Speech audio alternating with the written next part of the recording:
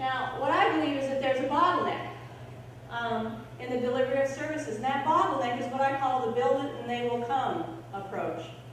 And it's what the fitness industry has done forever. You know, we just keep having more and more different kinds of classes. You know, you can exercise on top of a ball this time, and how about in the water this time, and how about on a little thing you can slide back and forth on, and what about if you put your body in this position? You know, it's just, you know, it's all these, you know, let's just keep having more and more and more stuff. But it's a customer-centered approach, and it's kind of like, you know, I have something you need, I'm trying to make it easy for you to get it, and there's always kind of this, I hope you want it, I hope you'll come and do it, how come you won't come and do it? And then there's the final one. It's like once even there it is momentum towards change, momentum towards involvement, then there's that the funding issue. Oh, I hope I can keep it going because now the grant's running out, or the funding's running out, the revenue stream is drying up, whatever. And so we have to make a change if we're going to make any real progress.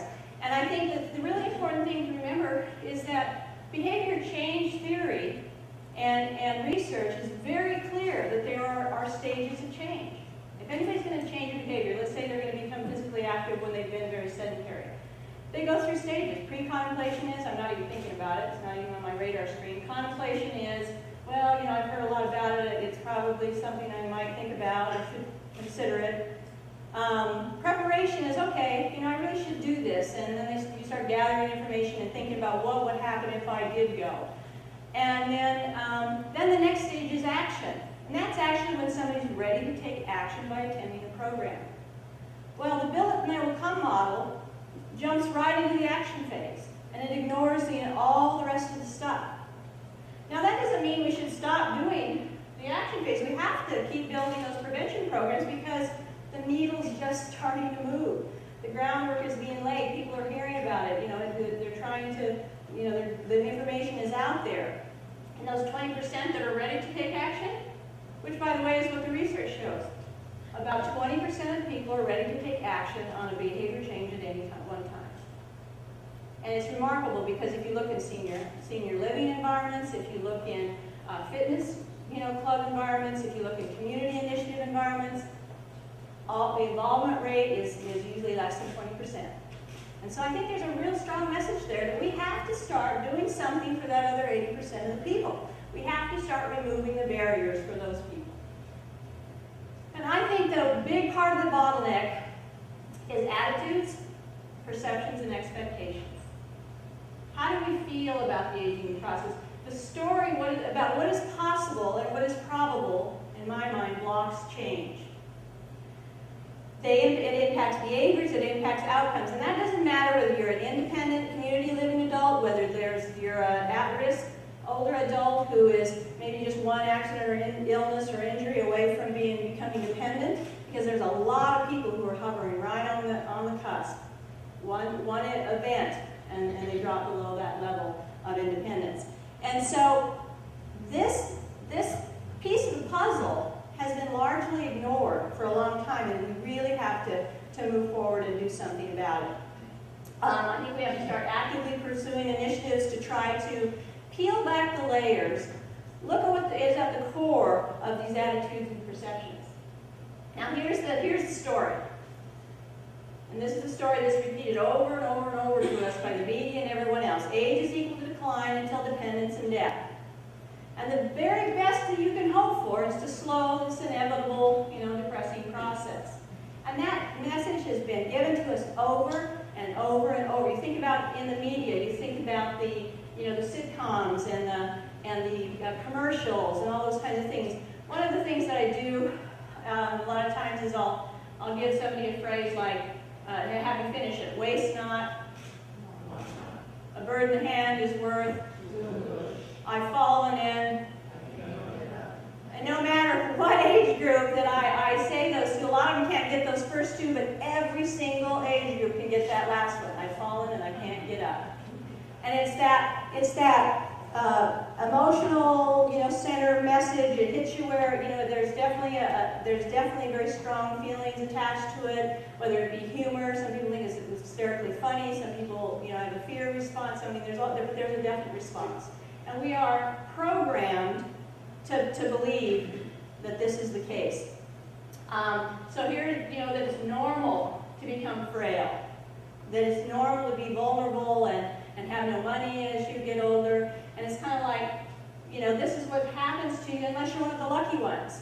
And there's a phrase they use in marketing for retirement housing and stuff, and it's called the woofies, and that's the well-off older folks. Okay? And they're golfing, and they're traveling, and they're playing with their grandkids, and they're having this wonderful life.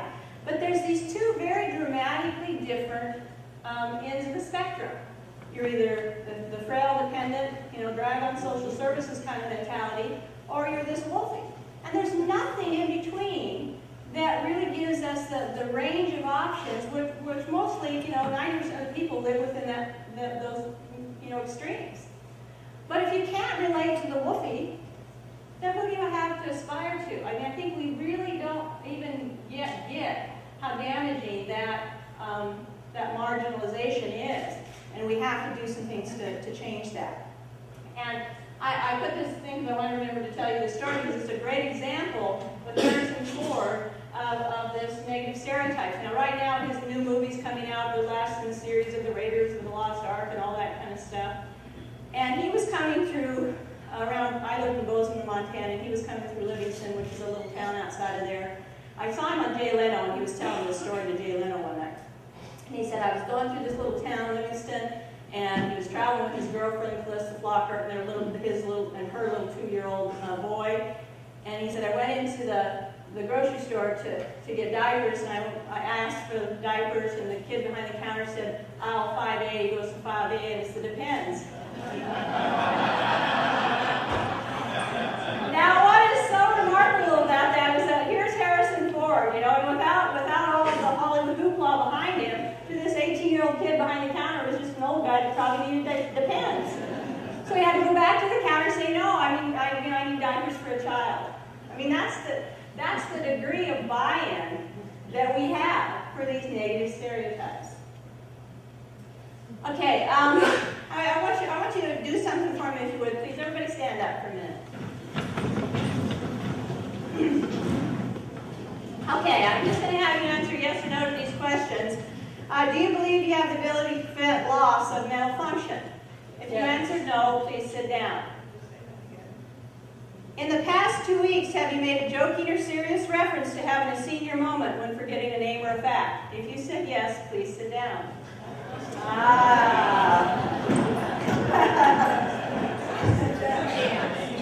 Do you believe you have the ability to prevent loss of physical function as you age?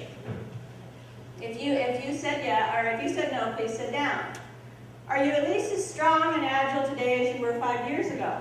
If you said no, please sit down. Oh. Do you strength train, resistance with weights, or some other heavy lifting during activity at least twice a week on a regular basis? If you said no, please sit down. Do you expect to be healthy and active through your full lifespan? If you said no, please sit down. In the past 2 weeks, have you made a joking or serious reference to your physical performance being diminished by age? If you said yes, please sit down. Are you intentionally physically active for at least 30 minutes every day? If you said no, please sit down. And what this is telling you is that are your beliefs in line with your actions? Are your beliefs and actions in line with what you want as the desired outcome? Because if you're saying, yeah, I believe that you can stay healthy and active throughout your whole life, but I don't have time for any of those tools that I know that help me be successful to do that, then you're just kidding yourself. I can guarantee you. Now, this is something that I was looking for a greeting card, and I tell you, I'm really annoyed by ageism and ageist greeting cards. And I found one with a bunny on the front. I opened up, it says, I smell an old person. Happy birthday! Well, yeah, that's awesome. And what occurred to me was, what if you took the word old and replaced it with a word that described an ethnic or a religious group? People would go absolutely nuts over how inappropriate that was. You would never have a greeting card sitting on an Osco shelf somewhere that said that. And so that's the state of ageism and attitudes and perceptions and negative stereotypes about aging. And I think it has a profound effect.